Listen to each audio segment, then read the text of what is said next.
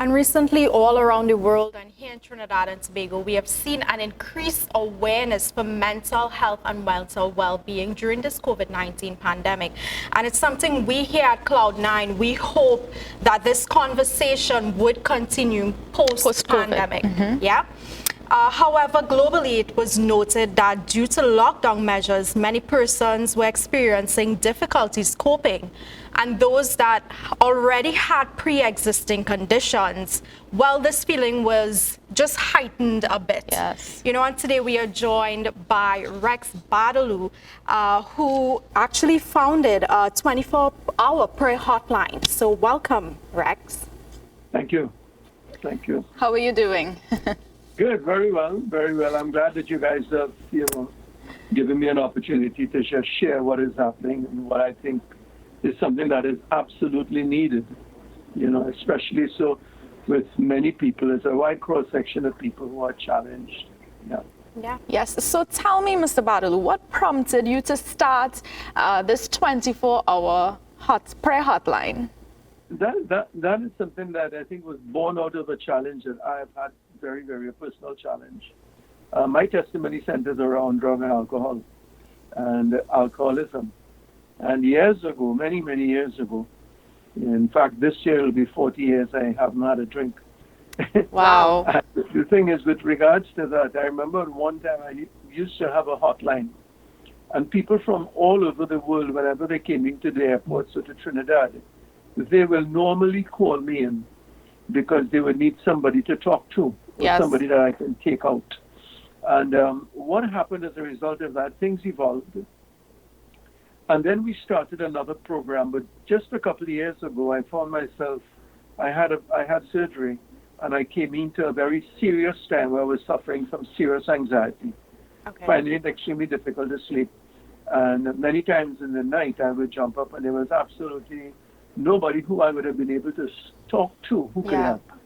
Of course, my family was around, but sometimes you need somebody It's who's true. willing to sit and listen to you. Yes. And what you're seeing now, and this is in COVID, I'm talking about prior to pre-COVID, we've had a lot of problems. In fact, World Health Organization forecasted that in 2020, the major reason for sickness and disability and death would be depression. Yes. And here we are in 2020, and on top of that, we have this issue of COVID.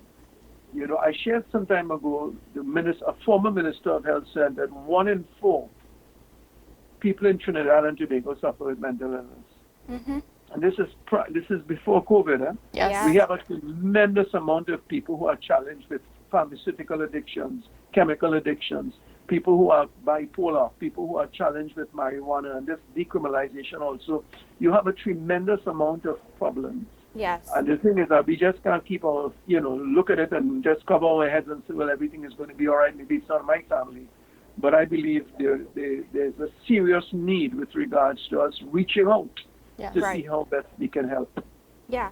And in terms of that, who exactly can call this hotline? It's 24 hours, so if I wake up at 12 in the night, I guess I can call, anybody can call, right?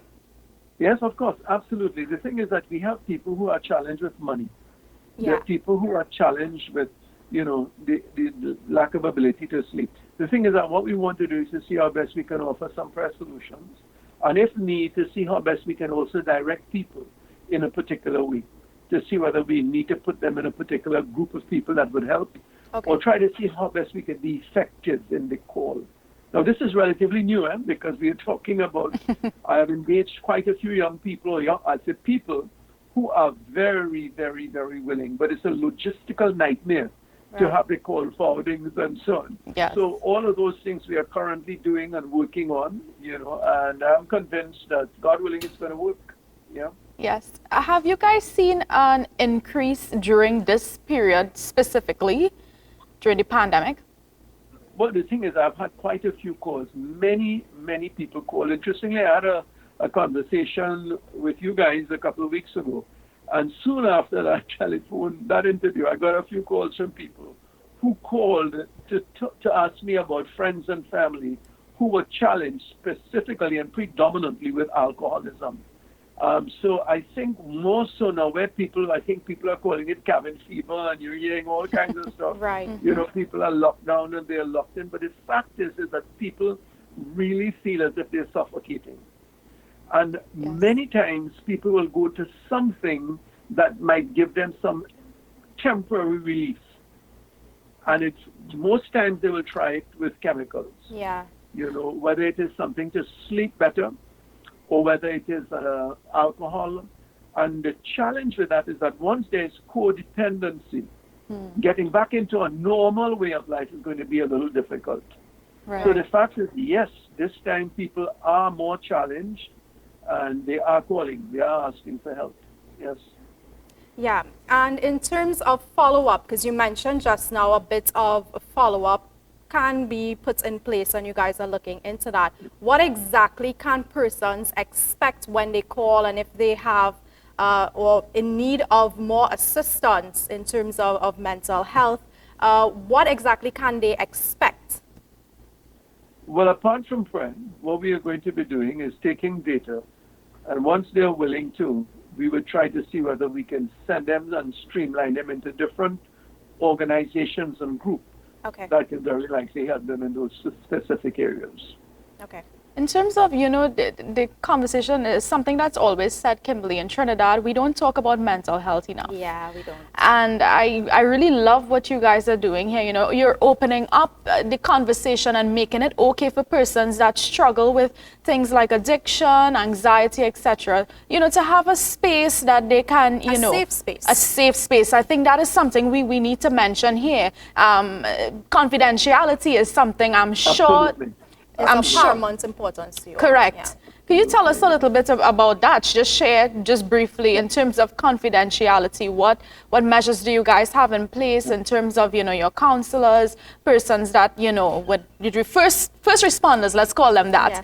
Yeah. What measures do you have in place? Well, we've had in our first briefing, one of the things that we've talked about is ensuring people's, the confidentiality of people. The thing, most times people would find it extremely difficult to call and first of all admit that they have a problem. Right.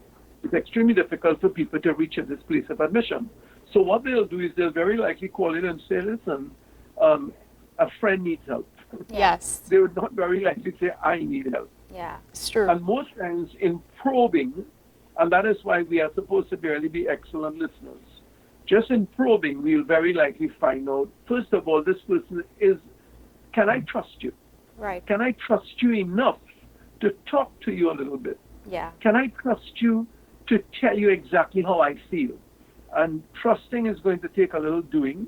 But the thing is, with regards to ensuring that we'll ask them, for example, if it is that they, let's say, suicide, and they need to get some professional help. Yes. But they might want to talk about it. In some instances, there are things that we will have to do what we have to do. Yeah.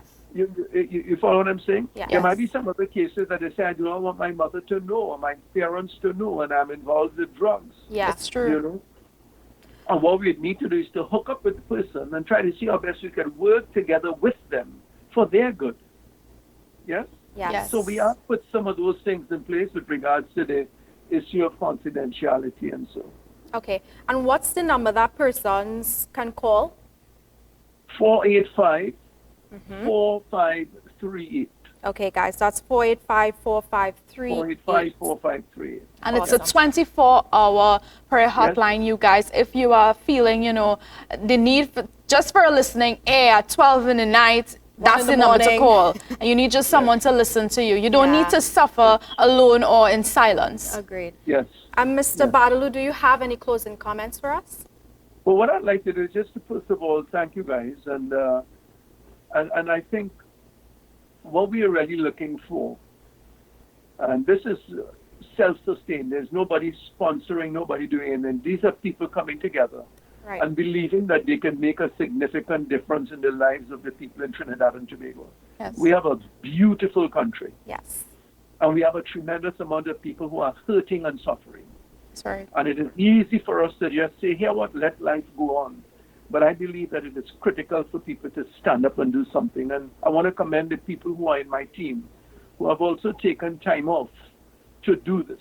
Now, the thing is that this might evolve and change, But what we have started, I believe it's a seed that we have sown that will very likely reap, tremendous fruits later on. So thank you very much and God bless you. You're most Thank you for welcome. We joining us. just heard from Mr. Rex Baddaloo. He is the founder of a 24-hour prayer hotline, and the number you can call is 485-4538. Guys, stay tuned. We have more here for you at Cloud9.